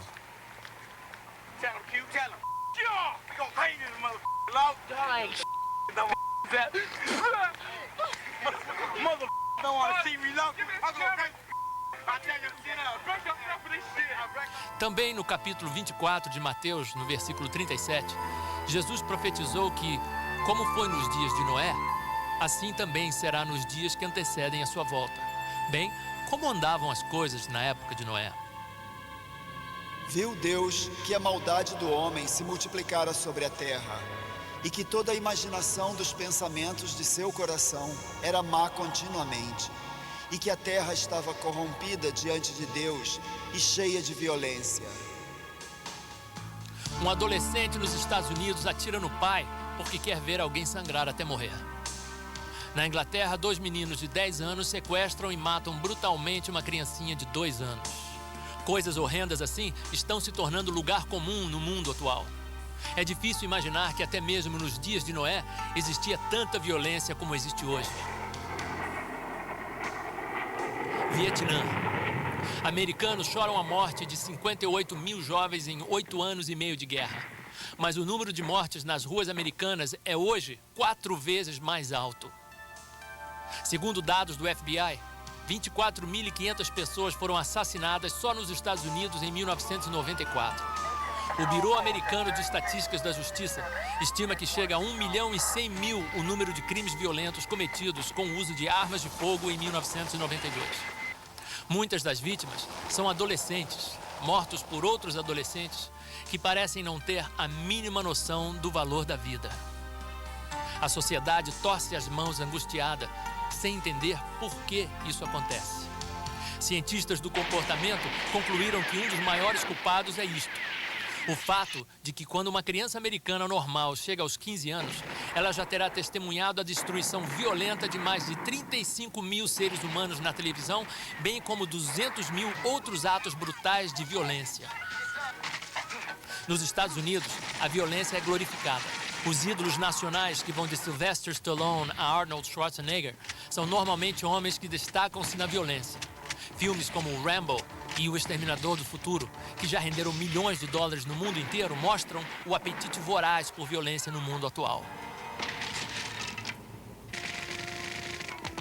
Os desenhos animados de hoje também contêm 1001 tipos de violência enojante. Ofuscando as Tartarugas Ninja e os Simpsons, o Beavis e Butthead, da MTV, se tornou o favorito das crianças.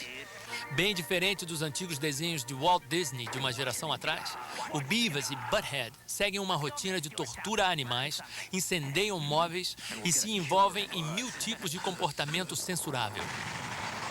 E existem também os filmes de horror. Muitos pré-adolescentes hoje assistem esse tipo de filme em festas estilo Gross Out com seus amigos. As locadoras afirmam que os filmes de horror são mais procurados principalmente pelos jovens de 11 a 15 anos de idade. Existem também os filmes de rock, muitos dos quais romantizam violência, estupro e homicídio.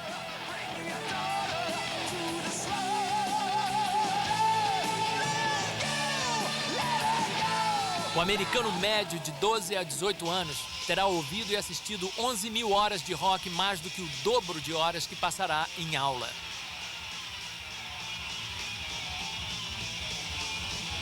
O resultado de tudo isso é que a era do rock tem testemunhado um aumento de 10.000% de crimes violentos entre os jovens. Hoje, só nos Estados Unidos, comete-se um crime violento a cada 25 segundos. A cada 9 segundos, uma residência é assaltada.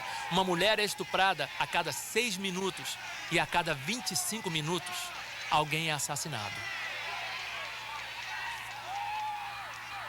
O único consolo nesta terrível maré de violência é que, de acordo com as profecias na Bíblia, isso é indubitavelmente mais um sinal apontado para a segunda vinda de Cristo, quando então toda a violência e crueldade sem sentido terminarão e a guerra será eliminada. E por se multiplicar a iniquidade, o amor de muitos esfriará. Esta profecia de Jesus sobre o tempo do fim, sem dúvida, está se cumprindo na nossa sociedade egoísta, comodista e preocupada só em defender o seu. A iniquidade abunda mais do que nunca na história do mundo e não se pode negar que o amor entre muitas pessoas com certeza esfriou. Nos Estados Unidos, 50% de todos os casamentos terminam em divórcio e 1/4 de todas as crianças que nascem, os pais não são casados. Um outro versículo na segunda epístola a Timóteo diz que nos últimos dias o homem seria sem afeição natural. Na época do Antigo Testamento, algumas das nações pagãs também eram sem afeição natural. Tanto que era comum as mães fazerem o que a Bíblia descreve como fazer os seus filhos passarem pelo fogo.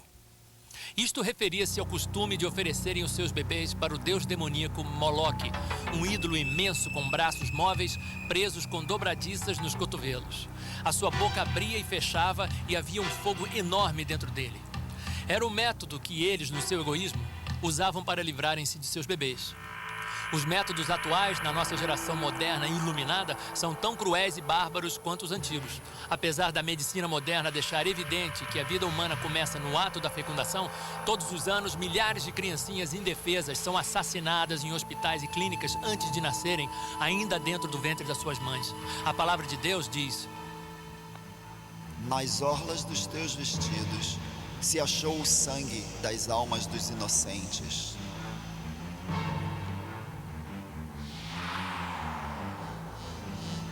O aborto é uma indústria que gera 700 milhões de dólares por ano nos Estados Unidos. Todos os dias são abortados antes de nascerem uma média de 4.257 seres humanos nos Estados Unidos, ou seja, 1,5 milhão por ano. Há 2 abortos para cada 5 nascimentos no mundo. Na antiga União Soviética, uma mulher normal tem 4 abortos durante a sua vida. 90% das primeiras gestações são abortadas. Todos os anos, no mundo todo, 54 milhões de crianças são assassinadas dentro do ventre das mães. Apesar de algumas mães abortarem por razões justificadas, no geral, o aborto é um dos maiores pecados pelos quais Deus vai julgar esta última geração. Mas o Espírito expressamente diz que nos últimos tempos alguns apostatarão da fé, dando ouvidos a espíritos enganadores e a doutrinas de demônios. As escolas públicas dos Estados Unidos apostataram da fé quando, em 1963, proibiram oficialmente a Bíblia e a oração dentro das escolas. Agora, em milhares dessas escolas, uma das matérias que vale pontos é uma doutrina de demônios, a magia negra. Estima-se que existam mais de 200 mil feiticeiras praticantes nos Estados Unidos e que literalmente milhões de americanos mexem com alguma forma de ocultismo, fenômenos psíquicos, espiritismo, demonologia e magia negra.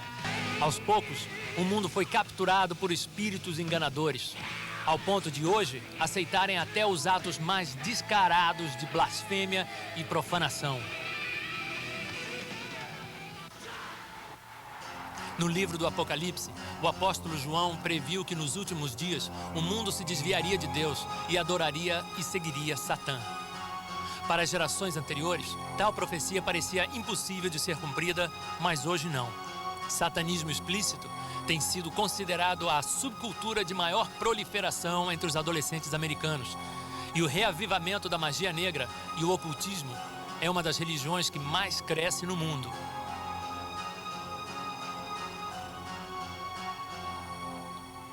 Depois de dizer aos seus discípulos que alguns desses sinais que você acabou de ver, guerras, fomes, pragas e terremotos, eram apenas o princípio das dores, Jesus profetizou um sinal que mostraria que o fim tinha realmente chegado.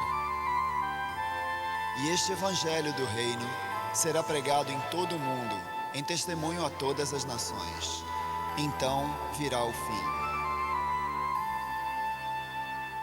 E veja, esse filme não está muito atualizado. As informações são de 1993. Você pode imaginar hoje como é que está isso? Então eu vou dizer algo para você, não quero te assustar. O cenário está pronto. Eu vou repetir, o cenário está pronto. Porque o mundo está prontinho para Jesus voltar. Eu li um livro recentemente, eu quero encerrar aqui, por causa do horário avançado. Eu li um livro recentemente interessante, sobre avivamento. E este homem já morreu, é um dos avivalistas do passado, mas conseguiram pegar os apontamentos e fazer o livro dele. É um livro assim, muito forte, que fala por que tarda o avivamento. E uma das frases que me chocou, eu sei que se a gente entender devagar, vai entender a frase. Ele escreveu assim no livro: olhando a situação do mundo hoje, vocês viram um pouquinho só, olhando isso aqui e a situação hoje, é muito pior que Sodoma e Gomorra. Não é verdade ou não é? Sabe o que ele escreveu no livro? Se Deus não mandar o juízo imediatamente, Deus vai ter que pedir perdão para Sodoma e Gomorra. Alô? Eu sei que é forte a frase, mas ele tem razão. Então, o que ele quis dizer? Que Deus vai trazer o juízo e está rápido. Porque está muito pior que Sodoma e Gomorra. E Deus trouxe juízo para Sodoma e Gomorra. E o juízo está vindo. E nós vamos ver amanhã, um pouquinho mais, daqui eu vou detalhar a partir de agora os próximos sinais.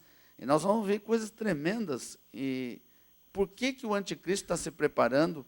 E o que existe já de verdade atrás de todas essas coisas para nós nos prepararmos? Olha para o teu irmão e fala assim, mas nunca se esqueça. Esse seminário tem 2 objetivos.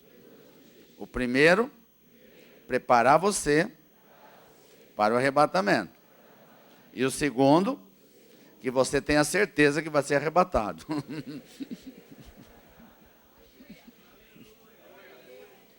Fique em pé no seu lugar, vamos orar.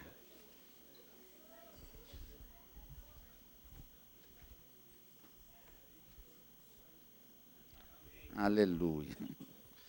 Quero orar por vocês. Quantos receberam? Quantos estão chocados? Não é fácil, né, irmãos?